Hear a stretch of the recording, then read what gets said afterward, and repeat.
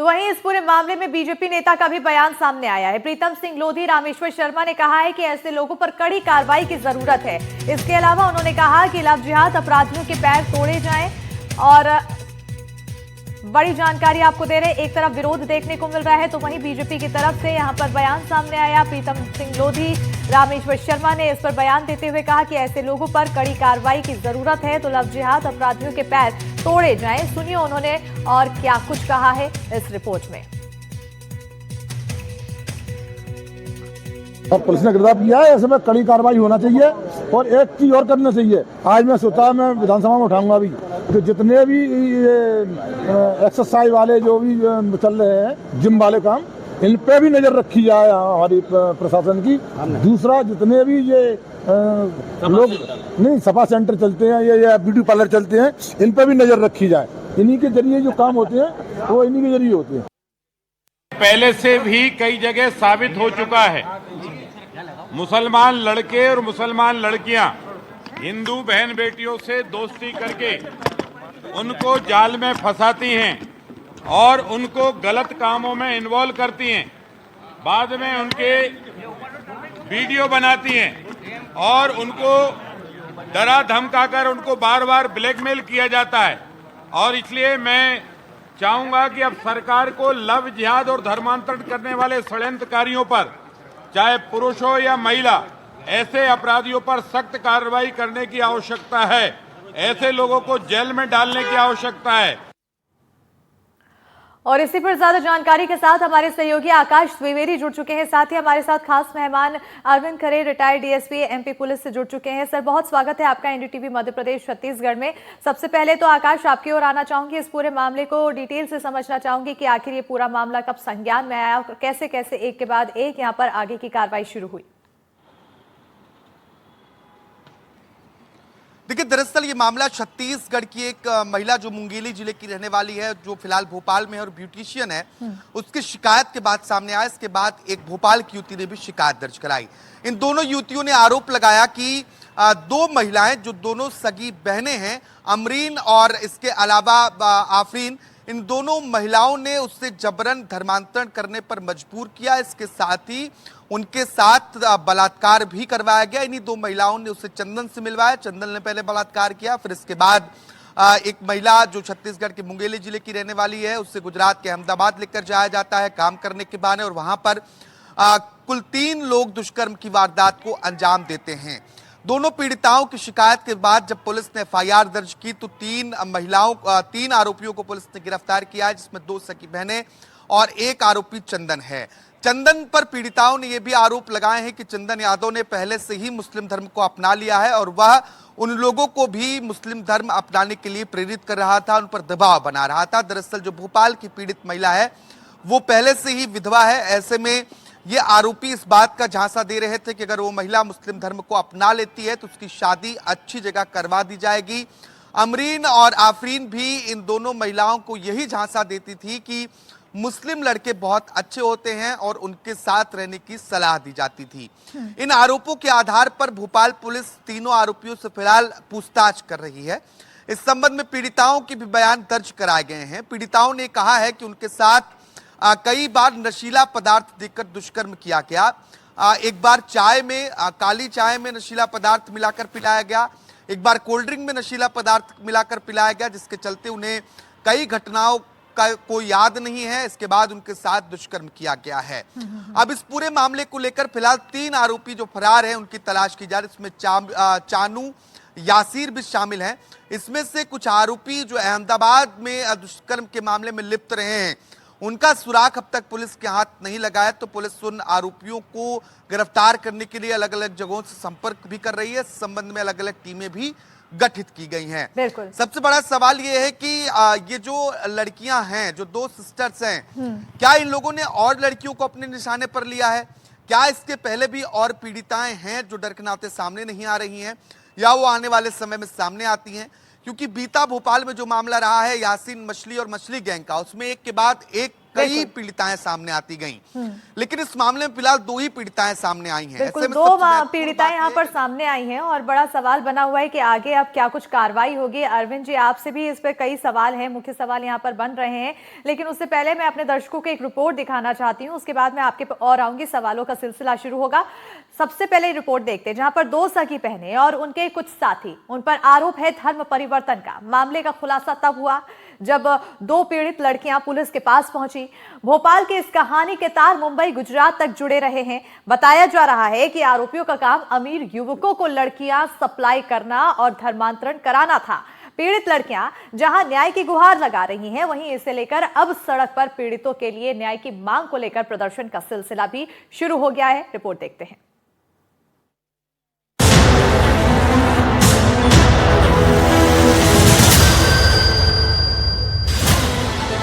Reel बनाने वाली इन लड़कियों पर आरोप बेहद संगीन हैं।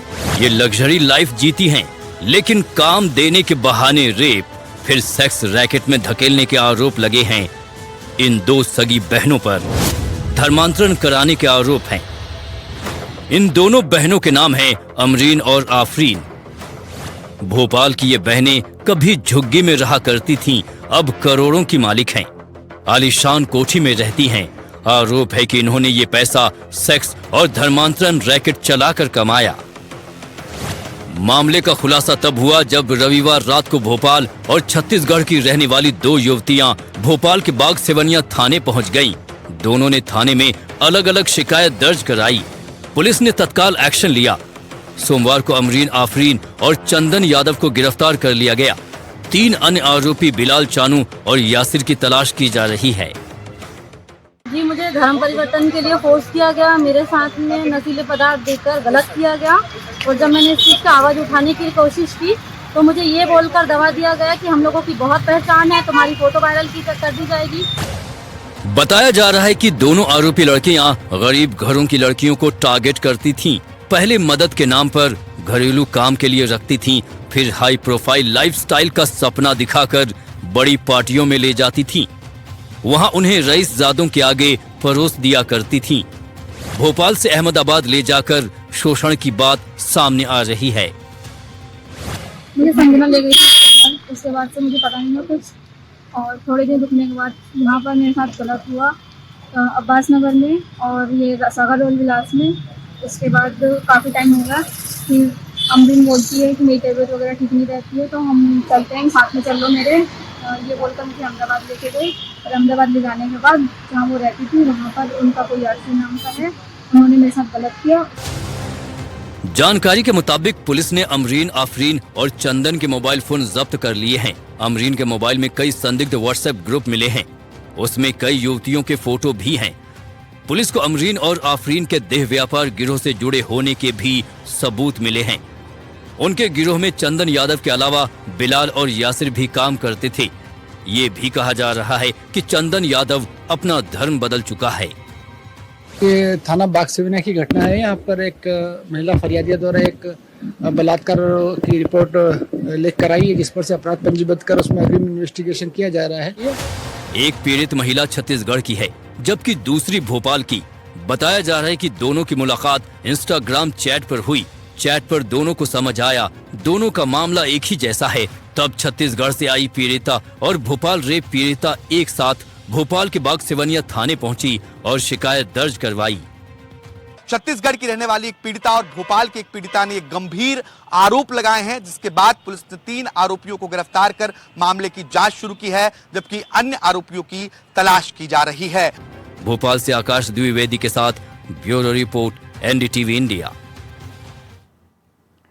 तो जांच की जा रही है, अन्य आरोपियों की तलाश की जा रही है। वहीं दूसरी ओर इस पूरे मामले को लेकर विरोध शुरू हो चुका है और वहीं अब बीजेपी की तरफ से भी इस पर निशाना साधा गया, बयान दिया गया और सीधे तौर पर कहा गया कि कड़ी कार्रवाई दोषियों के खिलाफ की जानी चाहिए। अरविंद खरे जी, एक बार फिर आपका एनडीटीवी मध्य प्रदेश छत्तीसगढ़ पर स्वागत है। हमारे साथ जुड़े हैं retired TSP Madhya Pradesh police से। सर, आपसे मेरा एक सवाल ये है, क्योंकि जब पहले जो मामला सामने आया था मछली गैंग से जुड़ा हुआ था, उसके बाद एक के बाद एक पीड़िता निकलकर सामने आई थी, लेकिन इस पूरे मामले में देखें तो अभी तक सिर्फ 2 पीड़िता आई हैं, जबकि इतना विरोध हो रहा है उसके बाद भी कोई और सामने अब तक नहीं आया है 2 के अलावा। ऐसे में जब किसी मामले में, रेप जैसे मामले में अगर धर्मांतरण से जुड़ा हुआ मुद्दा जोड़ दिया जाए तो आखिर इसमें जांच की दिशा कहां तक जाती है, क्या हो जाती है? इसमें सामान्यतः पुलिस ने उन दोनों के मोबाइल जब्त किए हैं। उन मोबाइल से उन पीड़िताओं के कॉन्टेक्ट नंबर मिलेंगे और पुलिस अपने स्तर पे महिला पुलिस की मदद से उनको जो पीड़िता है, अन्य पीड़िता है, उनसे संपर्क करने की कोशिश करके उनको कॉन्फिडेंस में लेके उनसे रिपोर्ट दर्ज कराएगी और पुलिस उसी हिसाब से आगे बढ़ेगी। इसमें कोई परेशानी की बात नहीं है। इन्होंने जो भी काम किए हैं, दुष्कर्म किए हैं, जो भी बदमाशियां की हैं, सब पुलिस अनुसंधान में मालूम पड़ जाएगा। खैर समय के साथ पता चलेगा, लेकिन एक ये भी बड़ा गंभीर सवाल बन रहा है कि अभी तक और पीड़िताएं इसमें निकलकर सामने क्यों नहीं आई? क्या वो बचना चाहती हैं या फिर इस पूरे मामले में आखिर असल जड़ क्या है, ये भी बड़ा सवाल बन रहा है सर।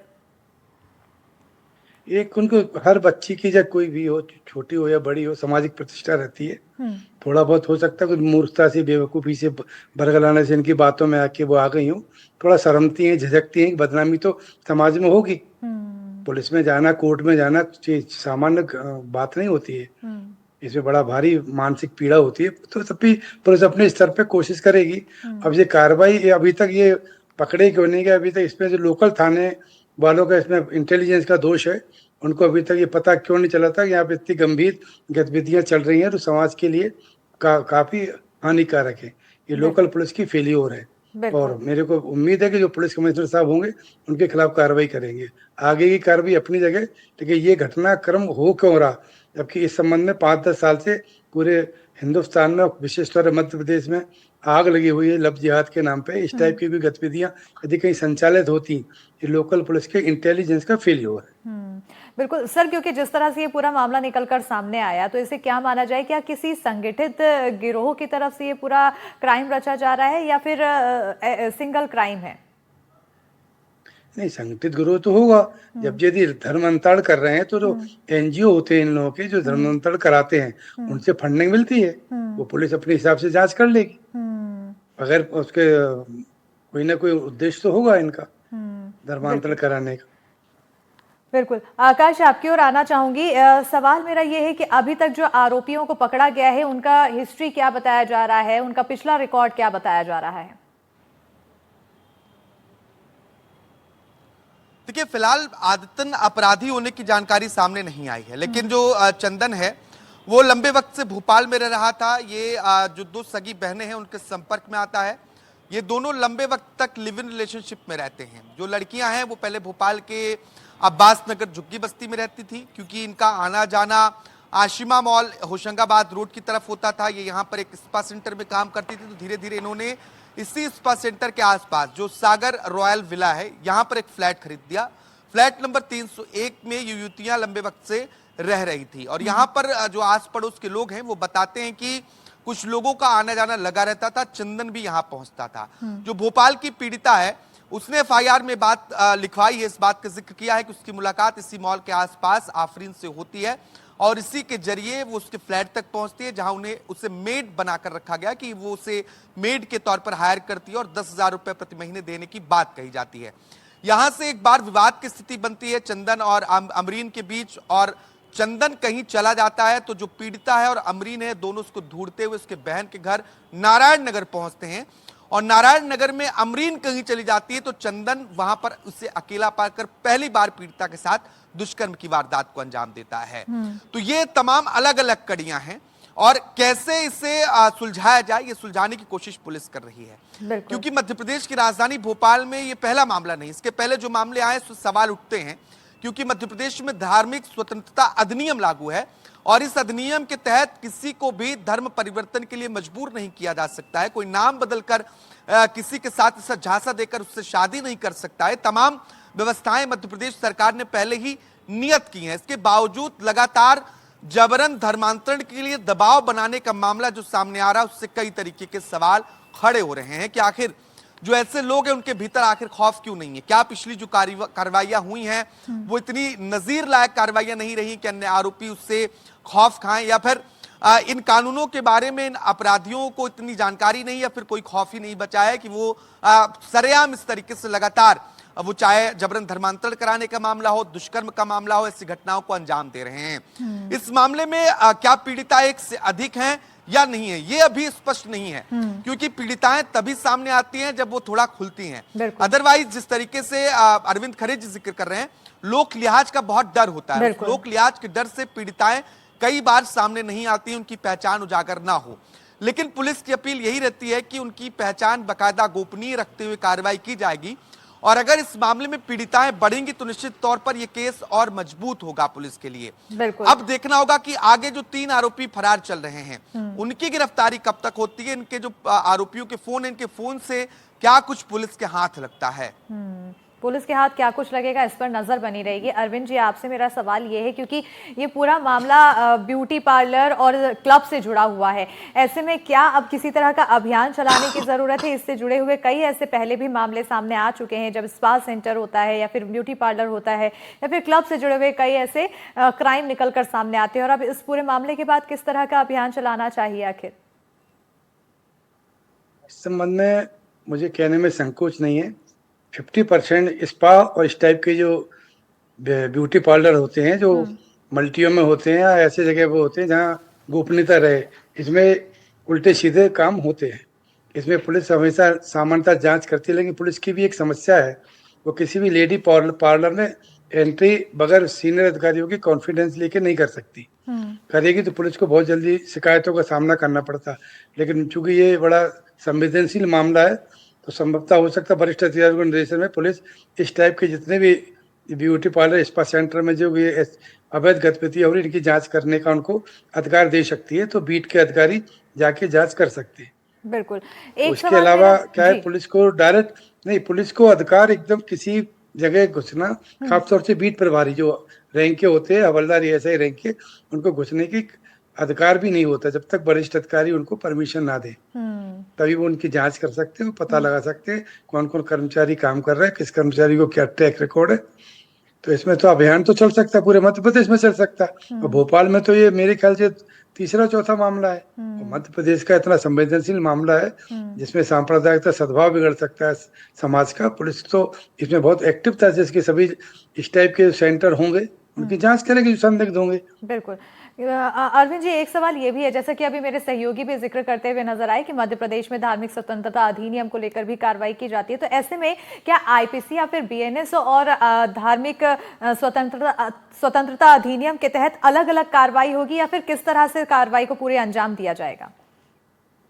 नहीं, दोनों एक्ट को जोड़ के कार्रवाई की। बीएनएस की धाराएं लगती है इसमें, फर्जी छद्म नाम बताने की, और इसकी धार्मिक स्वतंत्रता अधिनियम की, दोनों एक्ट के अंतर्गत कार्रवाई होती है। और तभी उसको बड़े आजम कारावास तक का उसमें प्रावधान है।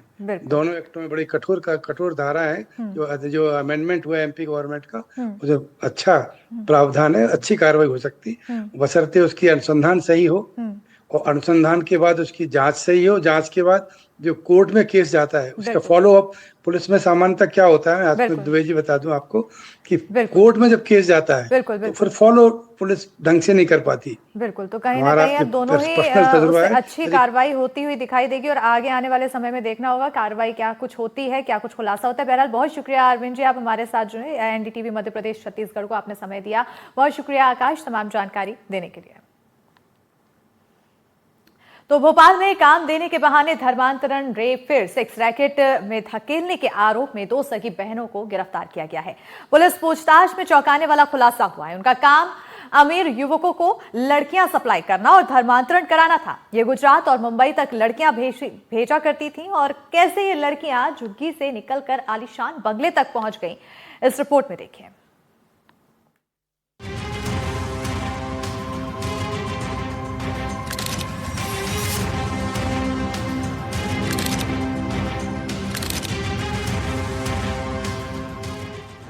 भोपाल में धर्मांतरण और देह व्यापार का खेल। लव जिहाद के भोपाल मॉड्यूल का पर्दाफाश। 2 सगी बहनें निकली मास्टरमाइंड्स। गरीब लड़कियों को करती थी टारगेट्स। घरेलू काम के बहाने बनाती थी शिकार। छोटे कपड़े पहनाकर ले जाती थी पब। अमीर जादों को करती थी लड़कियों की सप्लाई, शराब और ड्रग्स लेने के लिए डालती थी दबाव। पहले झुग्गी में रहती थी, अब करोड़ों का लग्जरी विला। पुलिस ने दोनों सगी बहनों को किया गिरफ्तार। तस्वीरों में ये जो दो सगी बहनें दिख रही हैं, जितनी ये खूबसूरत हैं, उतना ही इनका कारनामा काला है। नाम है अमरीन और आफरीन।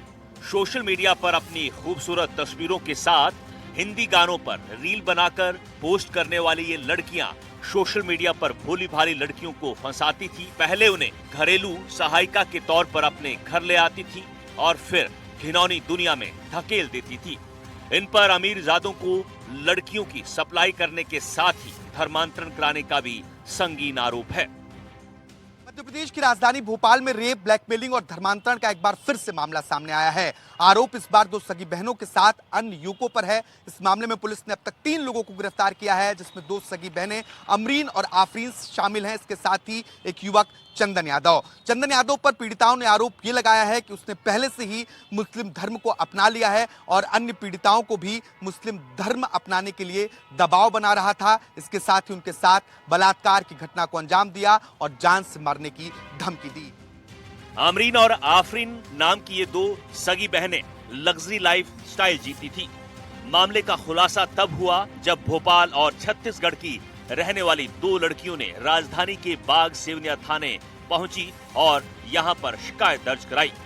छत्तीसगढ़ की रहने वाली एक पीड़िता और भोपाल की एक पीड़िता ने एक गंभीर आरोप लगाए हैं, जिसके बाद पुलिस ने 3 आरोपियों को गिरफ्तार कर मामले की जांच शुरू की है, जबकि अन्य आरोपियों की तलाश की जा रही है। आरोप ये भी है कि नौकरी का झांसा देकर युवतियों को गुजरात के अहमदाबाद तक ले जाया गया और वहां पर भी दुष्कर्म की घटना को अंजाम दिया गया। इसमें आफरीन के परिजनों का नाम भी शामिल हैं। पुलिस ने चंदन, अमरीन और आफरीन के मोबाइल फोन को जब्त कर उसकी जांच शुरू की है। खबर यह है कि इनके मोबाइल फोन से कई ऐसे संदिग्ध ग्रुप मिले हैं जिन पर जांच की जा रही है और कई युवतियों के फोटो भी मिले हैं। पुलिस इस एंगल पर भी जांच कर रही है कि कहीं इनके तार देह व्यापार के रैकेट से तो नहीं जुड़ा हुआ है।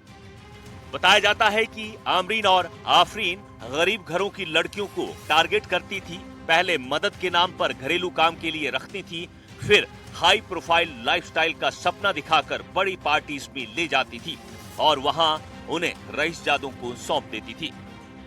मेरी तबीयत वगैरह ठीक नहीं रहती है तो हम चलते हैं, साथ में चल लो मेरे, ये बोलकर मुझे अहमदाबाद लेके गई और अहमदाबाद ले जाने के बाद जहाँ वो रहती थी वहाँ पर उनका कोई आशिर नाम का है, उन्होंने मेरे साथ गलत किया। उसके बाद कई जगह पे मुझे लेके जाती थी साथ में और छोड़ छोड़ के वहाँ से भाग जाती थी।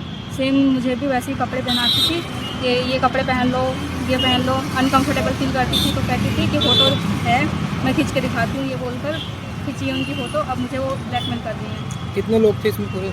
उसमें 1-2 लड़कियाँ और हैं जो मतलब सेम उनके साथ भी यही हुआ है, वो आने से भी डर रही है। नहीं, और आरोपी कितने हैं इसमें? आरोपी अमरीन है, आफरीन है और चंदन यादव, याशिर और जमाल है। दोनों पीड़ितों ने एफआईआर में बताया कि चंदन। तो इसी के साथ इस बुलेटिन में फिलहाल इतना ही। खबरों के लिए देखते रहिए एनडीटीवी मध्य प्रदेश छत्तीसगढ़।